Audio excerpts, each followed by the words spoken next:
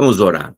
Deus, muito obrigado. A gente está aqui de novo, debruçado sobre esse livro, e que ele seja edificante para a gente, que seja confrontador nas nossas ideias, nos nossos pressupostos, e ele nos ajude, nos edifique, e que as nossas reflexões a respeito da tua palavra, do teu ser, sejam mais profundas e possam nos levar a responder às dúvidas, aos anseios, às dificuldades dessa geração em que a gente vive. Nós oramos agradecidos em nome de Jesus. Amém. Vamos lá, o Deus humilhado. Eu vou começar, eu vou correndo aqui, ó, não se apoquentem, tá? Ele começa falando sobre a bondade e o poder de Deus, depois ele entra aqui no Deus no banco dos réus, mas o negócio tá aqui, ó. O negócio começa aqui, ó. E ele vai citando bastante coisa, mas o fato é assim, ó. Por que existe mal no mundo? Por que tanta guerra, de fome? Por que, por que Deus não acaba com tudo isso? Por que Deus não acaba com a fome? Por que Deus não acaba com a tristeza? Por que Deus não acaba com o mal no mundo? Então, a gente se vê aqui num dilema, porque veja, a gente afirma, nós cristãos, nós afirmamos que Deus é um Deus todo-poderoso. Juntamente com a máxima de que Deus é um Deus todo-poderoso, nós, como cristãos, afirmamos que Deus é amor.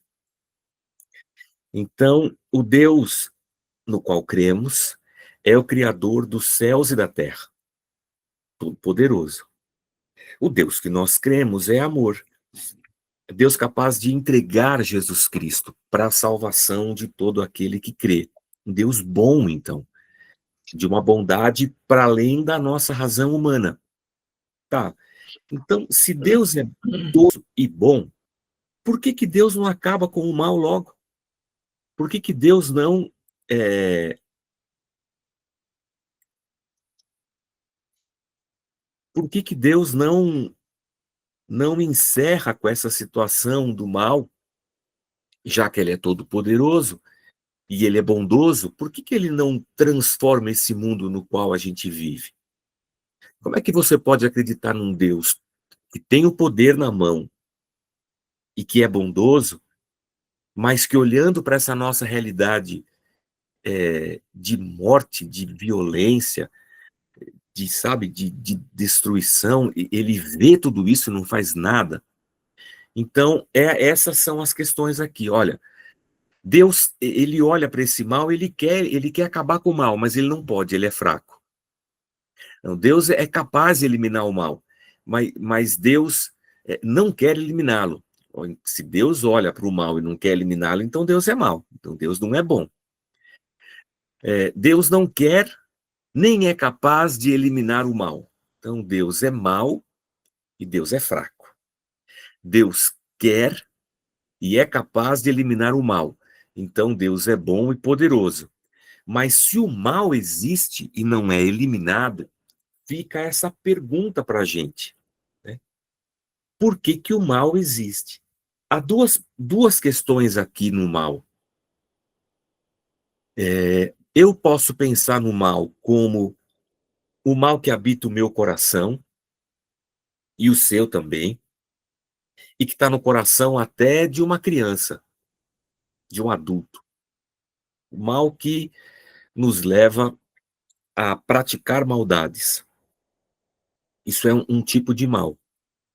Agora a gente pode pensar num mal também, ontologicamente falando. Um mal como um ser. O mal como um ser. Vou falar aqui do Satanás, né? O príncipe das trevas.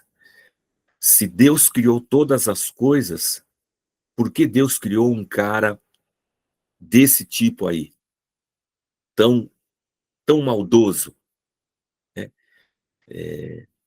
Então você tem o mal como alguma coisa que eu faço, algo que habita o meu ser, e o mal ontologicamente falando como um ser que é o mal em si. São, são duas perguntas interessantes. Aí você pode dizer assim para mim, mas Jorge, eu aprendi na igreja que quando Deus criou Satanás, ele era um anjo de luz. Ele era bom. Depois é que ele ficou mal. Tá.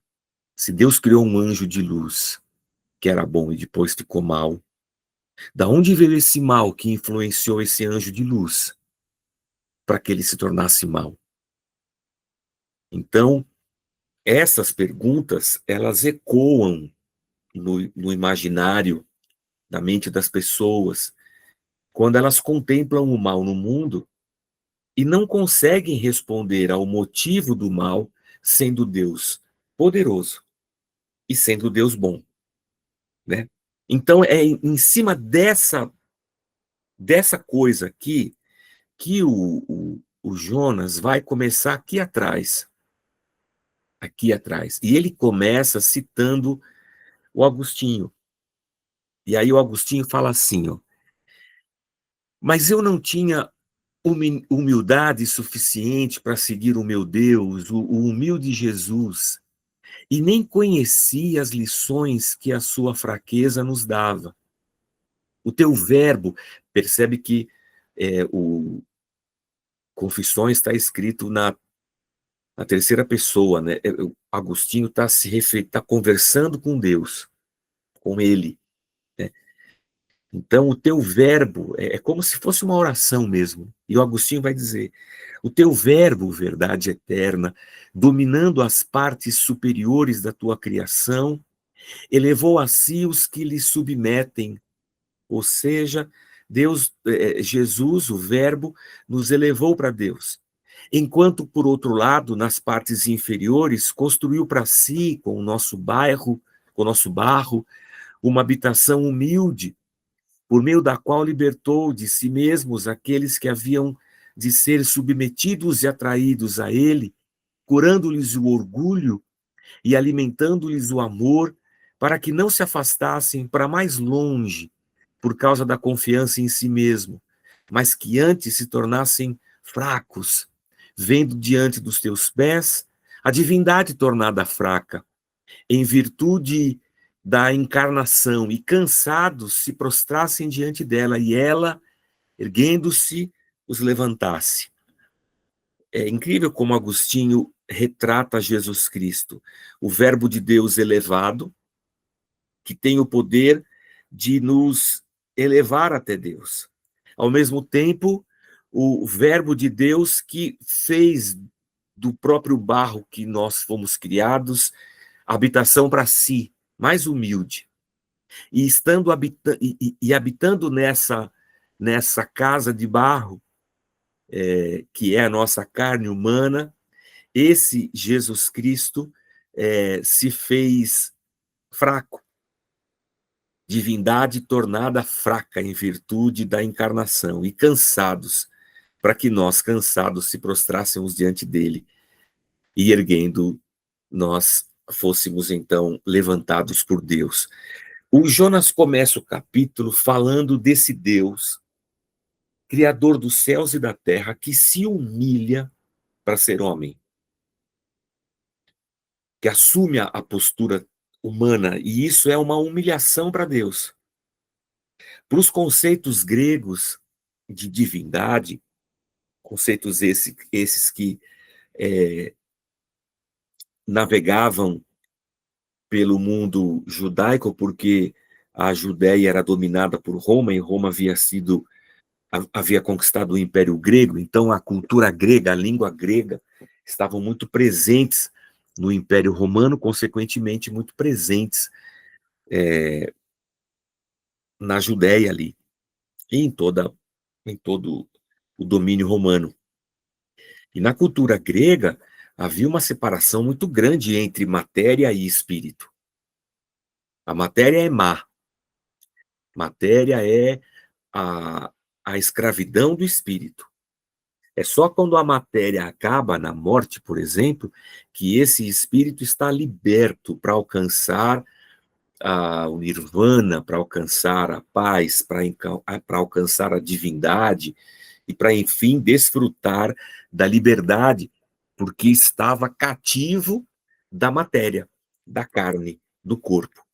Então, na cosmovisão grega, a matéria é tudo que é ruim é matéria. Então, como assim um Deus se permite encarnar e assumir a forma de matéria? Isso é inconcebível no pensamento judaico, né, no pensamento grego. E Deus se fazer homem é humilhante em qualquer cosmovisão, né?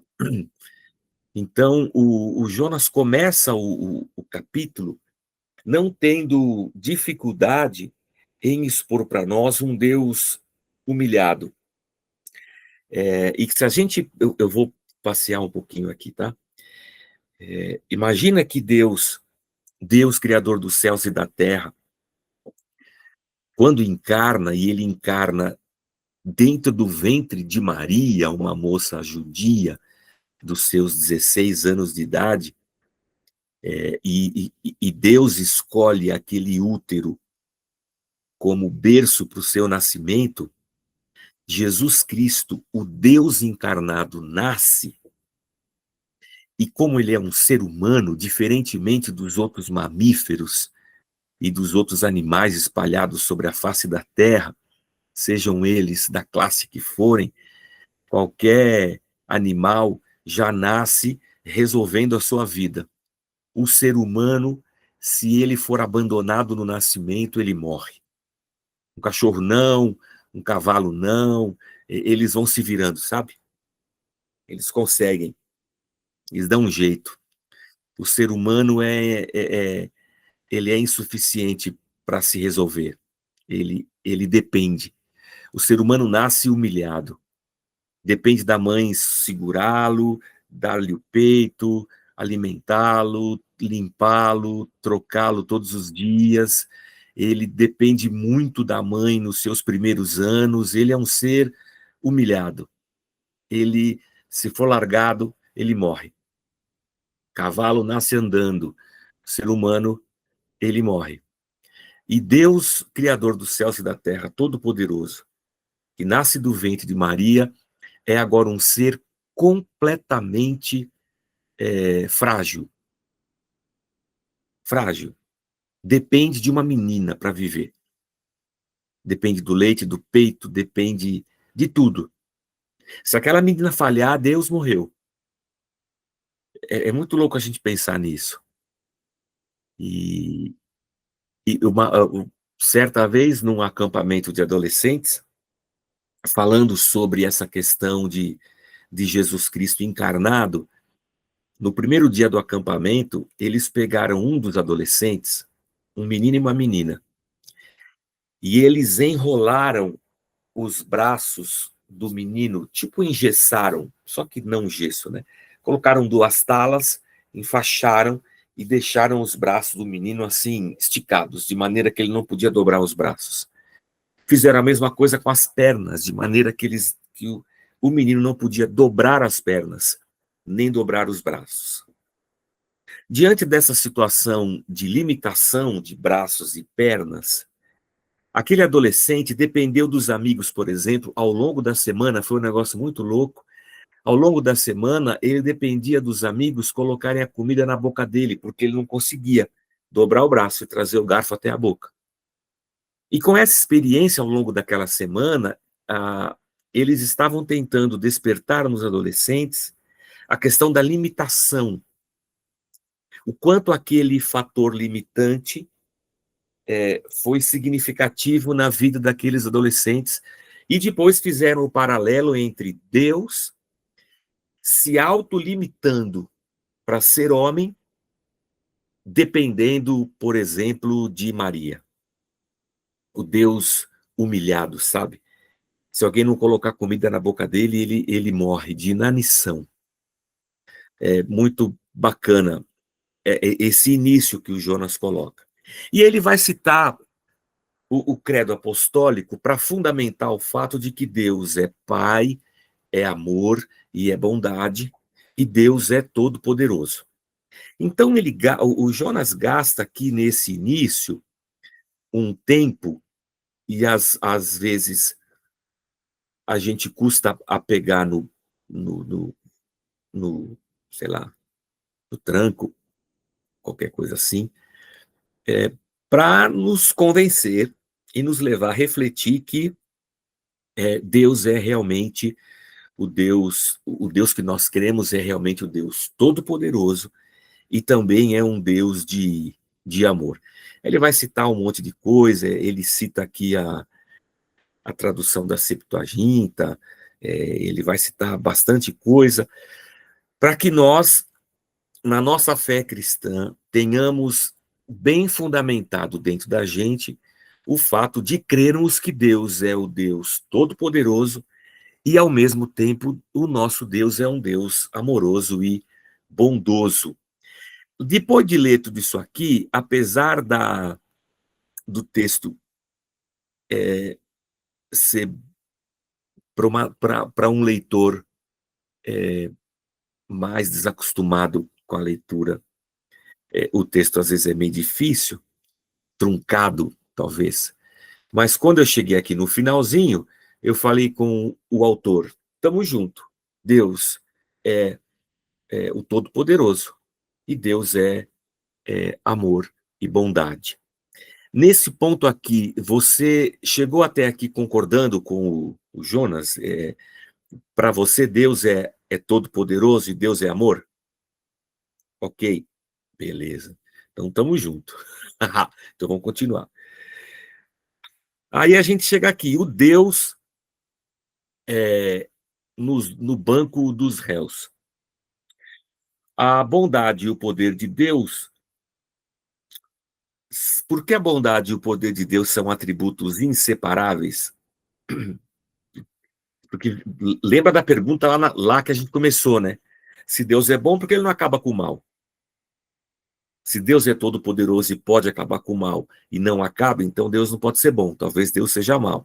Então, para que essas três frases funcionem, Deus é todo poderoso, Deus é bondade e amor, e o mal existem, o mal existe. Para que essas três frases andem juntas e existam, eu vou ter que jogar uma fora, porque elas não podem existir juntas, porque uma invalida a outra. O mal existe, então Deus não é bom. O mal existe, então Deus não é poderoso, porque ele não acaba com o mal. Então, Deus pode acabar com o mal, ele é todo poderoso. Se ele não acaba, porque Deus não é bom. Essas três premissas não podem existir juntas.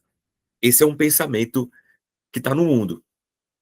Então eu preciso separar essas duas. Eu tenho que separar o ser bom do ser todo-poderoso. As duas coisas juntas não podem existir. E aí ele vai iniciar aqui, ó, Deus no banco dos réus, nos levando à reflexão de que esses dois atributos de Deus não podem ser separados um do outro. Deus é bom, é amor, e Deus é todo-poderoso. Não dá para separar.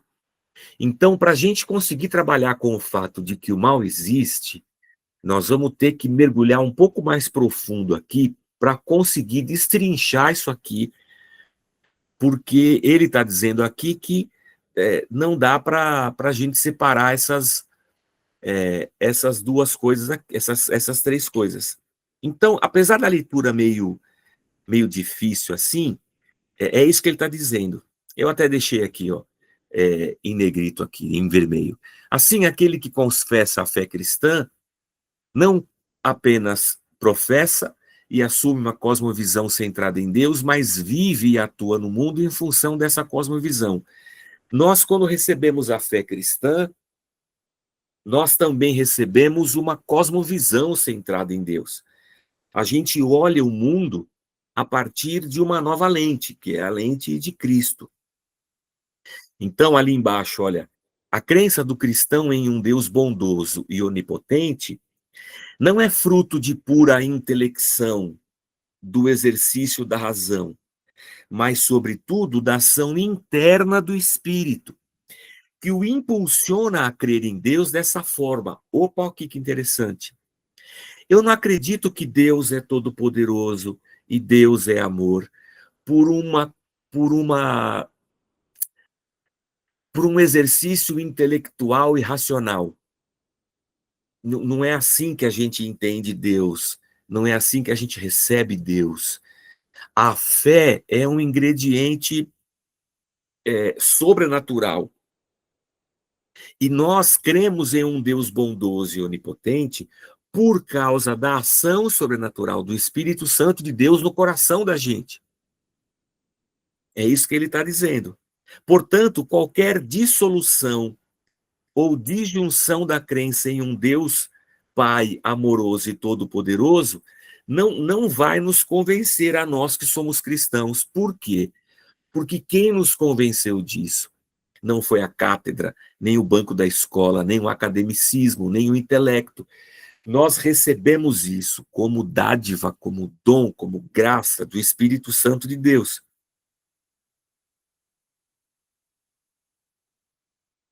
E aqui ele vai dizer, é exatamente porque não pode nem deve separá-los que o cristão depara com a... Ele vai dizer, porque nós não podemos separar o Deus bondoso do Deus amoroso, e nós temos uma penosa dificuldade de entender a origem do mal. Um exemplo patente dessa situação pode ser visto em um pequeno, porém memorável trecho de Confissões. Antes de ler o trecho, você já deve ter padecido algum tipo de mal na sua vida que levou você a questionar Deus. Certeza. Alguém que você amava já morreu, você já deu com os burros na água nessa vida, você já passou por doenças que você jamais imaginou que ia sofrer, você já se perguntou por que Deus está permitindo eu passar por isso, você já se deparou com o mal nesse mundo e você não conseguiu entendê-lo. Cristãos já explicaram para você, porque todo evangélico, todo bom evangélico, quando a gente conta alguma desgraça, ele vai querer explicar para a gente.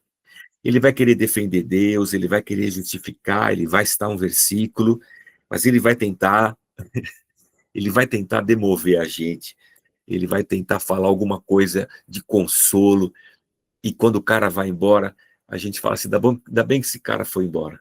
Nada do que ele disse me convenceu. Eu pergunto a você, fora eu, alguém já passou por isso? Já ali, ok. Você já ficou bravo com Deus?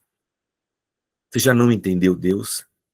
Você já teve raiva de crente que veio citar versículo para você? Cara, eu já tive raiva. Eu já fiquei muito feliz, assim, em ser consolado pelos irmãos, mas também já tive raiva de cara quando vem, porque a pimenta nos olhos dos outros é refresco, né, irmãos? E o cara vem e fala uns versículos assim, ó, é porque ele não está sofrendo o que nós estamos sofrendo, né? Por isso que ele fala. Mas legal, então nós estamos juntos aqui, nós estamos todo mundo junto. Então, eu e você temos uma dificuldade. Se a gente aceita que Deus é bom e Deus é poderoso, o mal é uma coisa que é difícil da gente explicar. Por isso que o Agostinho vai dizer assim, ó, mas de novo eu dizia, quem me fez?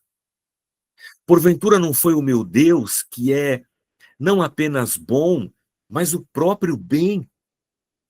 De onde me vem então o querer o mal e não querer o bem? Se o Deus que me fez, né, é o supremo bem, de onde me vem então o querer o mal e não querer o bem? Será para haver um motivo para que eu seja castigado justamente? Quem colocou isso em mim e plantou em mim esse viveiro de amargura, embora tudo que sou tenha sido feito por um Deus tão doce? Se o autor é o diabo, de onde veio o mesmo diabo? Mas se também ele, por uma vontade perversa de anjo bom, se tornou diabo, de onde lhe veio também a ele a má vontade pela qual se tornaria diabo, quando o anjo, na sua totalidade, tinha sido criado por um Criador sumamente bom? De novo me deixava abater e sufocar com estes pensamentos. mas não me deixava arrastar até aquele inferno do erro, onde ninguém te confessa. Olha o que o Agostinho está falando. Eu pensei muito nisso, Deus, ele está falando. Mas eu não permiti que esse pensamento me arrastasse até o inferno, até o lugar onde ninguém te confessa, porque eu confesso que o Senhor é Deus Todo-Poderoso, e eu confesso que o Senhor é Deus bondoso. Nesse lugar, o inferno, quando se julga que és tu a padecer o mal, e não o homem que o pratica. Olha que coisa maluca. Eu até, ó, isso aqui foi eu que escrevi, piedade.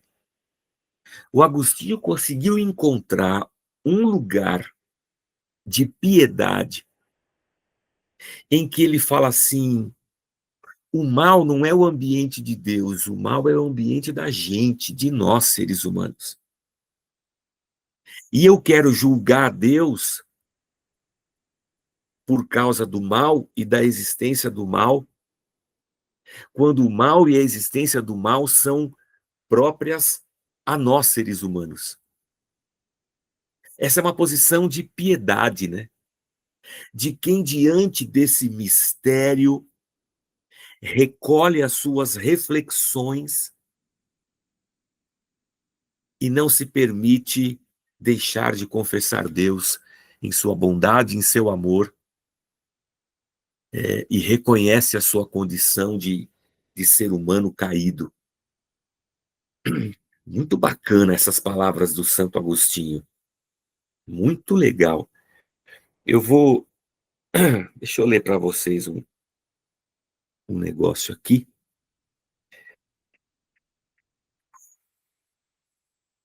que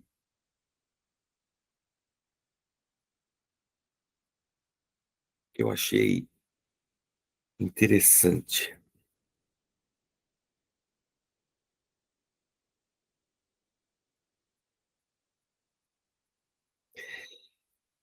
De Leandro Gomes de Barros. De Leandro Gomes de Barros. Se eu conversasse com Deus, iria lhe perguntar: por que é que sofremos tanto quando se chega para cá? Perguntaria também como é que ele é feito, Deus, que não dorme, que não come e assim vive satisfeito. Por que que ele não fez a gente do mesmo jeito? Por que existem uns felizes e outros que sofrem tanto? Nascemos do mesmo jeito? Vivemos no mesmo canto? Quem foi temperar o choro e acabou salgando o pranto? De O Ariano Suassuna recita esse poema com muito mais beleza do que eu. Mas uma coisa muito semelhante que atormentava a mente de Agostinho, atormentava a mente de um nordestino de 1800 e pouco, brasileiro, que olhou para a terra, para a fome, para a miséria, e se questionou por que que Deus não nos fez igual a ele, da mesma substância, para que fôssemos satisfeitos. Por que que é tão, por que é tão salgado o choro? Por que uns sofrem tanto, né? Como é que a gente explica isso? Então, esse é o cenário desse capítulo aqui do Jonas Madureira. De acordo com Epicuro, ou Deus deseja remover o mal e não é capaz, ou ele é capaz e não deseja. Ou ainda não deseja, nem é capaz. Ou então, tanto deseja quanto é capaz. Se desejar e não for capaz, deve ser fraco, o que não pode ser afirmado sobre Deus. Se for capaz e não desejar, deve ser mau, o que também é contrário à natureza de Deus. Se não deseja nem é capaz, deve ser tanto mau quanto impotente, e, consequentemente, não pode ser Deus. Agora, se tanto deseja quanto é capaz, diga-se de passagem, a única possibilidade compatível com a natureza de Deus, então, de onde vem o mal? E aqui a gente chega naquele início que eu comecei aqui, ó, o nosso bate-papo de hoje, né? E o Jonas vai dizer que a única desses 4 tópicos que são possíveis para nós cristãos, o único tópico possível é o quarto. Deus quer e é capaz de eliminar o mal. Então Deus é bom e todo-poderoso. Deus pode, Deus é amor, Deus quer, e Deus é todo-poderoso. É isso aí. Essa é a única realidade para nós cristãos. De todos os cenários, apenas o quarto é compatível com a crença cristã. Mas é justamente o quarto cenário que impõe ao cristão uma dificuldade aparentemente colossal, gigantesca. Afinal, ao que tudo indica, um ser todo bondoso não desejaria que acontecessem coisas más, que crianças desenvolvessem leucemia, que terremotos fizessem edifícios desabarem sobre pessoas, ou que terroristas jogassem bombas em escolas repletas de crianças. Em vez disso, desejaria impedir que esses males acontecessem se pudesse fazê-lo. Como o Deus dos cristãos não é apenas todo-poderoso, todo bondoso, mas também todo-poderoso, logo é óbvio que ele pode impedir que tais males aconteçam. Isso a gente chama de teodiceia, tá? Teodiceia é o tribunal de Deus, né? A existência do mal. A teodiceia em si é essa incompatibilidade de Deus com o mal.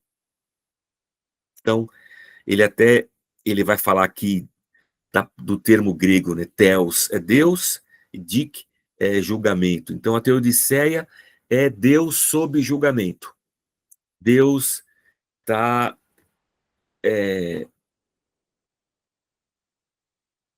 esqueci a palavra. Deus está em julgamento.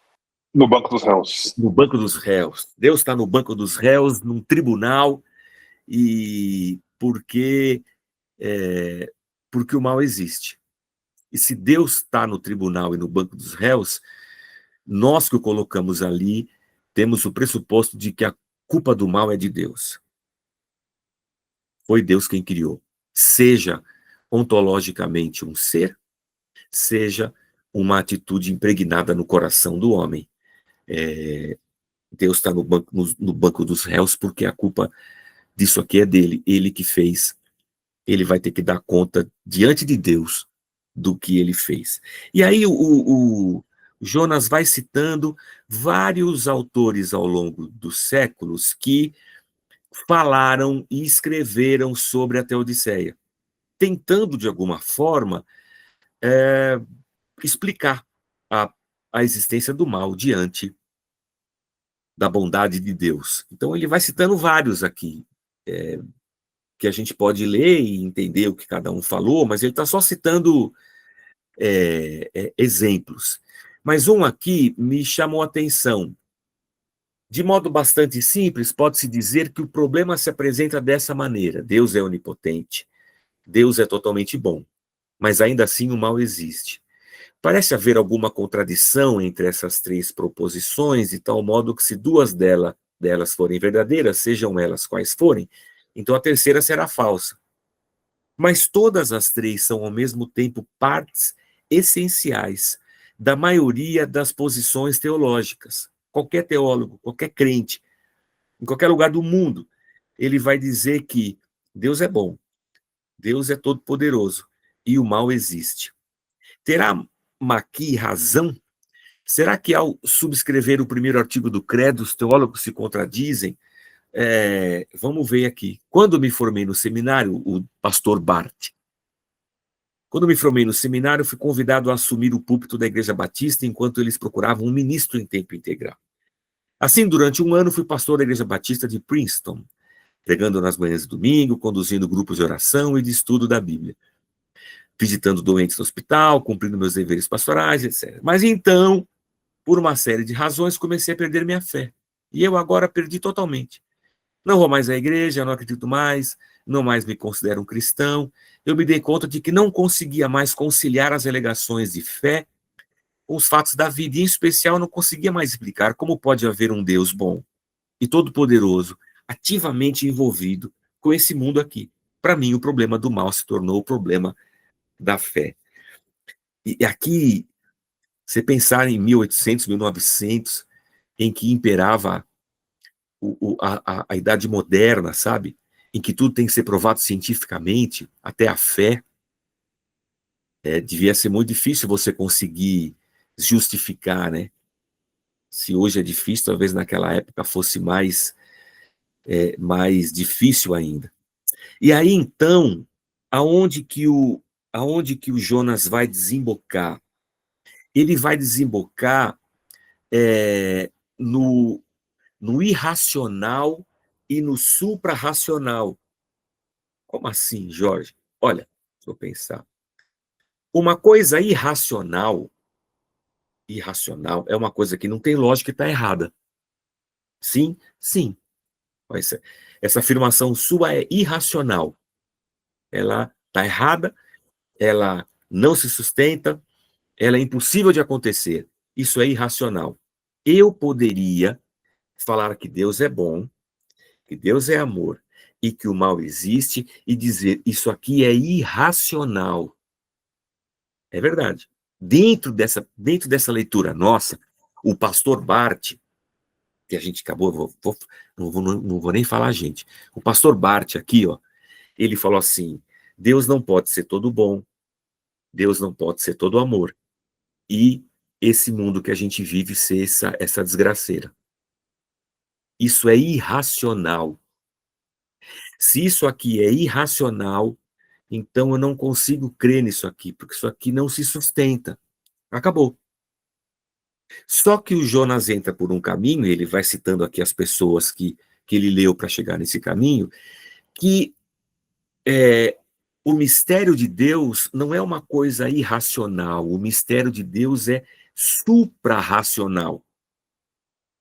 E o que quer dizer que é suprarracional? Ele vai dizer aqui, ó. Deixa eu ver se é aqui. Ah, não vou nem ler isso aqui. O suprarracional é assim, ó. É razoável e legítimo a preocupar. O cristianismo, ele vai dizer aqui, ó, não é uma religião de mistério, porque a gente poderia dizer assim, mistério, né? Contudo, nem toda alegação de mistério deve ser considerada um sacrifício do intelecto, porque o mistério é um sacrifício do intelecto, né? Se eu não sei explicar, se eu não tenho uma razão, é mistério. E o cristianismo é visto, às vezes, como uma religião limitante, né? De gente pobre e intelectualmente desprivilegiada, porque não consegue explicar as coisas e fala que é mistério. E assim oculta uma irracionalidade que ele é incapaz de confessar.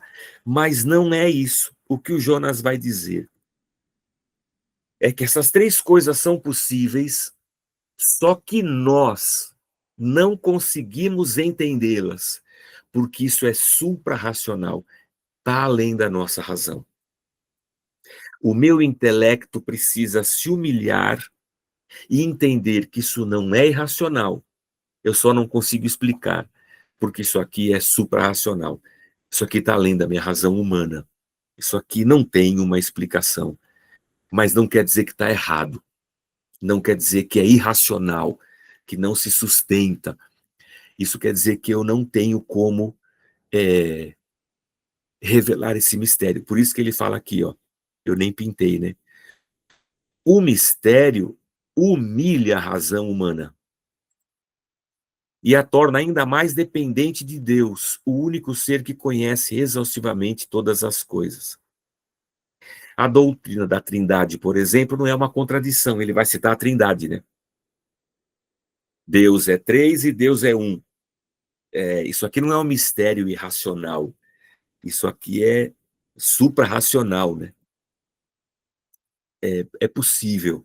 Deus é um em essência, Deus é um em pessoa, Deus é um em essência, três em pessoas. E ele vai citando aqui analogias e vai falando das questões, e ele vai citar a Trindade. Eu não vou entrar na Trindade para a gente não entrar em outro assunto difícil para depois a gente não sair dele. Segundo C.S. Lewis, o mundo não é nem inteiramente bom nem inteiramente mal. Ele é o mundo bom que Deus criou e que se tornou mal, mas que ainda retém na memória o que era para ter sido e não é. O C.S. Lewis tem bastante razão nisso aqui.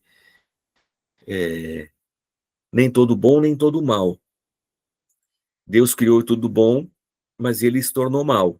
Mas ainda guarda alguma coisa da boa criação de Deus. Ok. O Jonas vai dizer, depois da questão da própria existência, a nossa existência humana, a questão da origem do mal é o maior enigma da vida e a cruz mais pesada que o intelecto tem que carregar. E é verdade. Esse é um problema de qualquer intelectual. Aí a gente vai entrar num outro aqui que eu não vou entrar, tá? A ofensa da onipotência. Porque eu acho que a gente já tá bom a gente parar onde a gente parou. Isso aqui vai ficar para a semana que vem. Deixa eu pintar isso aqui dessa cor de laranja aqui, ó. Isso aqui vai ficar para a semana que vem. Vou voltar aqui para vocês e vou parar a apresentação. Eu quero ouvi-los.